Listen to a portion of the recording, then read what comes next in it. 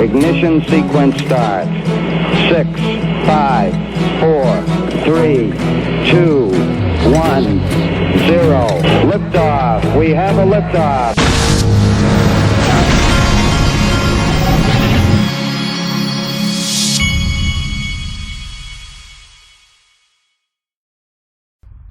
Hey everybody, this is the Digital Asset Investor, and I am way behind today. I got busy dealing with my son. I also have a little good news. My 16-year-old, as you know, we've been working on baseball since this kid was 7 years old. My arm's literally thrown out now, and I think that he's gotten his first two indications of interest from a couple of colleges to play baseball. I've been working my butt off to teach this kid how to zero in on one thing and focus all your attention on that one thing and become the best.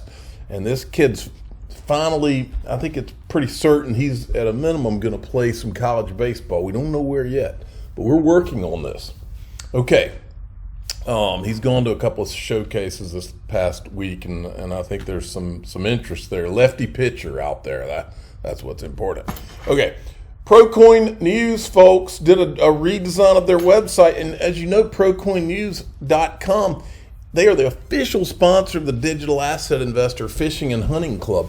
And in fact, I went and repositioned a deer stand last week. I've been real busy this summer, but I'm going back out there soon. I'll show some video and show you what's going on out there, maybe a rattlesnake or two. We'll see.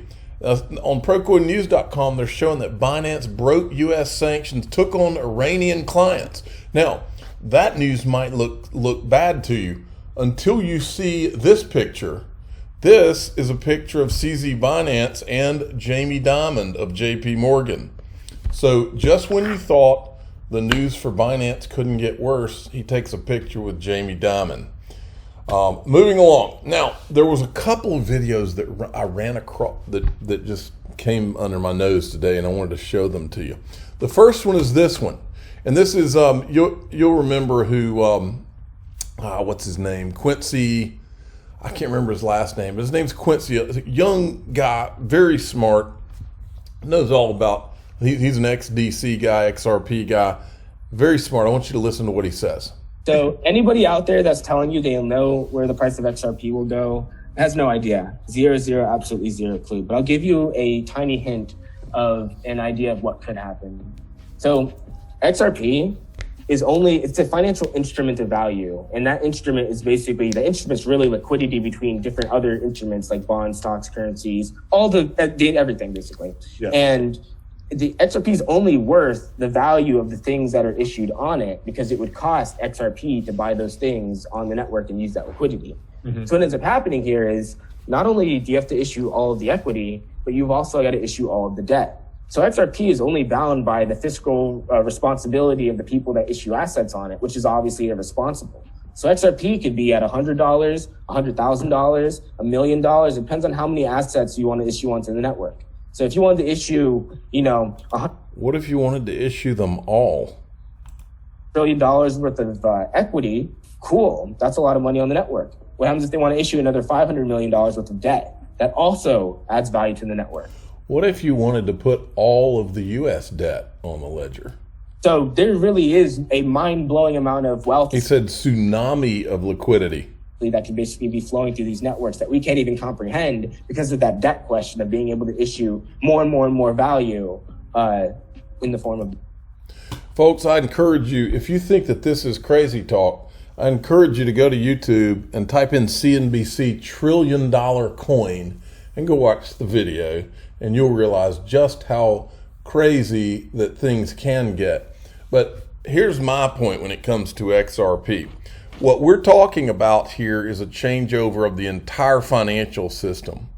Nobody's been bashful about, I've been talking about Ripple for a long time, and I've heard things like world digital currency, global digital currency. We've heard all the money, intergalactic currency. We've heard Brad Garlinghouse talk about a new world order and replacing SWIFT. Now, all of those things, all of the companies I've ever followed or heard about in my entire life, I've never heard any company say any of those things, much less one that says them all. Okay? We're not talking about some little tiny operation here. We're talking about all the money, and nobody really knows just how huge that can be. And it all comes down to percentages. Does a small percentage of the world's money move on XRP? Does half the world's money? Does all the money move on it through XRP? Nobody knows that yet. I believe that the potential of this thing is, I think that a lot of people suffer the following. They've been in this for so long, and the price has been low for so long that they can't even imagine crazy things. Well, I have quite the imagination, and I can imagine crazy things because I know what I hold. I do not bow down. I do not kowtow. I have known what I hold. I won't say I've known what I held since 2013, but I will say this. My father and I in 2013, we did look at each other and we said, look, if this is what we think it is, this is the Federal Reserve 2.0, and this could be one of the greatest assets in the history of assets to own. We did say that back then, and I've learned even more since then, and I believe it more now than I did in 2013. And no, there's nobody that can convince me otherwise. I believe this thing has potential that people can't even fathom, okay? And I believe it has that in the maybe short, maybe mid, maybe longer term, but it does have it. All right, now here's another one. Now, I have seen this before. I don't remember where I saw it, but I have seen this kind of talk before, and I just thought it was interesting enough to at least throw it out there and get people's thoughts on it. Did you know that there's a Mandela effect when it comes to XRP? Well, apparently the first 32,569 blocks that were ever minted on the XRP ledger, the Genesis blocks, are completely gone, vanished, erased from history. Now, being an XRP researcher and investor for the last few years, this is something big. I figured I would have heard about this. So I started asking other XRP investors if they've heard about this, and only one so far has. Everybody else has never heard of this, which is super strange to me. I just want to know, am I going crazy? Is there always been missing blocks on XRP, or is this a new Mandela effect? Let me know down below what you think. Now, I don't know what he's talking about, Mandela effect, but look at this. It says, many are unaware of the fact that the XRPL effectively has no recorded Genesis block. Due to a server bug, approximately the first week of the ledger's history has been lost and so far has not been recovered yet. I have no idea, because I'm not real good with all the tech part of all this, but I'm sure there's people listening to me that could tell me all about this. I'm just curious. It sounds interesting. So anyway, there it is. And I didn't, before I did this, I did not look up Mandela effect. I'm not sure what that means. I'm sure it has a specific meaning. I was in Tampa doing travel ball with my son last week, and I forgot all about covering this, I think. Faster Payments Council, and when you hear Faster Payments Council, you think Federal Reserve, folks. Faster Payments Council and Ripple have launched a crypto and payments survey designed to gauge industry perspectives on the use of blockchain and cryptocurrencies in payments. Please provide your input. Folks, we've been right all along. We just have. There's a reason I've been able to do a channel for over 4 years talking about one company and one digital asset. We are not wrong. We are not wrong. And this is not just your average company, Ripple. Bitcoin miners shut off rigs as Texas power grid nears brink. Man, it just seems like the whole proof of work thing's falling apart. John Deaton had retweeted Max Kaiser. He says, Max, my question is, does your call for jail time include SEC insiders who facilitated regulatory capture for the benefit of a few? And he says, cope better, because, see, Max Kaiser cannot answer actual questions about that when he's challenged about all this Bitcoin pap. So John Deaton says, I'm coping just fine, Max. Then again, I'm not a so-called libertarian who's begging a corrupt agency to protect my investment with a regulatory advantage. Max, I'm a true capitalist who believes in the free market. The market will choose the winners from the losers, not government. Max Kaiser cannot let Bitcoin, he cannot have a situation where Bitcoin has to compete because he knows it can't with other digital currencies that are better, faster, more scalable and all that. So he has to, he needs it to be, all the others to be blocked out. Now, we showed you this morning from Wheezy. It's 58 seconds that it's worth you hearing again over and over. Listen. We looked at Bitcoin and was the most. Again, this is someone from Homeland Security saying this. We looked at Bitcoin was the most prevalent at that point. We had seized quite a bit of it, millions of dollars worth under the Silk Road investigation. So one of our agents who started looking at another online marketplace through the deep web, what was called Black Market Reloaded, they were sending weapons through packages and ordering them on the dark web. And he was really, really smart, forward-leaning agent. And he goes, I want to go interview Satoshi Nakamoto.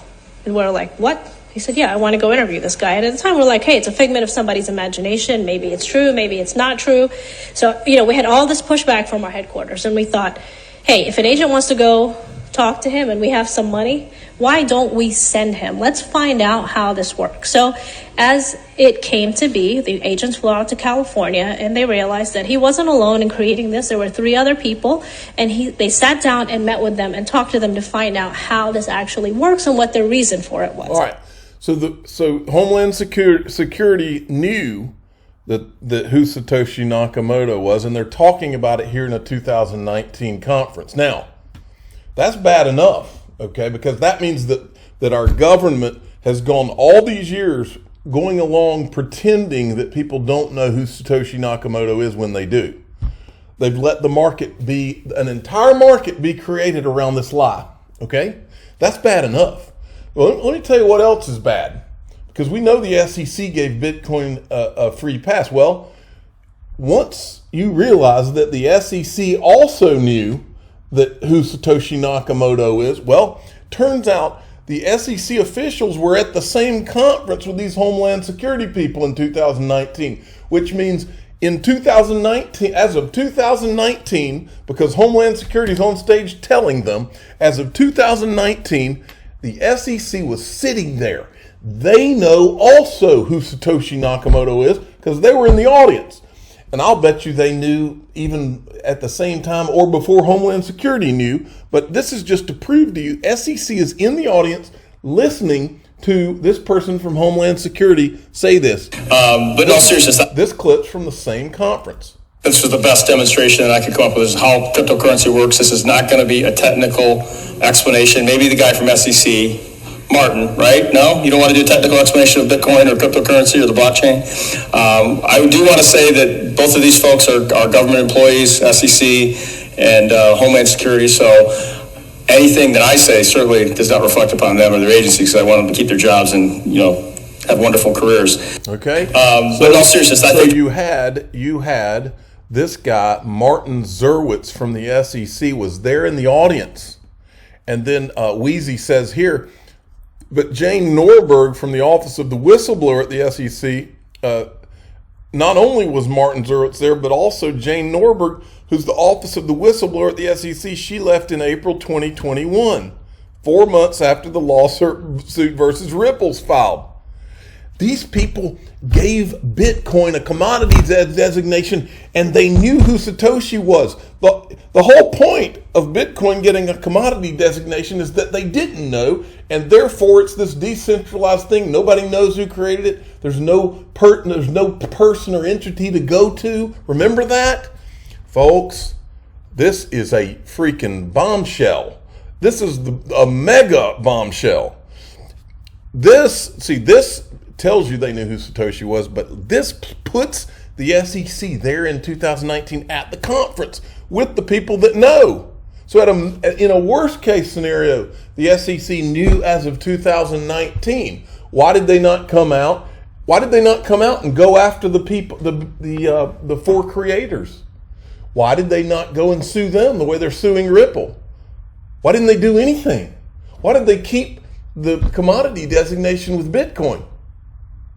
What in the world's going on, folks? This is dirty. Now, this was from James Flynn today. The SEC has filed its response to Ripple defendants' request for expedited briefing regarding the disputed SEC ceiling request in connection with the upcoming Daubert challenges. And then John wanted to comment, and I'm going to repeat this. The only comment I will make regarding the court's order is to remind people, do not contact any person associated with this case. Please, no contact with the court, court personnel, lawyers on either side, or any witness for any party. We do not condone out here. Look, as dirty as I think this whole thing is, we do not condone any kind of anything bad, threats, violence, anything like that, ever. Okay? And then Jeremy Hogan says, Judge Torres is not allowing the SEC's experts' opinions to be sealed just because they might inflame the public. Not only does she not allow the parties to keep relevant documents from the public as to this motion, she chills the SEC's pending motions to seal. It's a 2-for-1. Then Ripple announced this: we're excited to partner with Cross Tower NFT platform and integrate this NFT marketplace with the XRP ledger, building Web3 in India and around the world. And this is that company, Cross Tower. It's nft.crosstower.com if you want to go check it out. And then there was this: while excitement got ahead of the reality and on some of these things, the market isn't going away. The opportunity isn't going away. Brad Garlinghouse told Protocol, with the potential of crypto, read more, what crypto can learn from the .com bust of 2000. Interesting article. I read through it. I'm not going to go into it right now. Good stuff. I'm the digital asset investor. I'm not an investment advisor. This is for entertainment purposes only. Please subscribe, hit the like button, and tell your friends and family that Quincy is a smart guy and Quincy gets it. Thank you for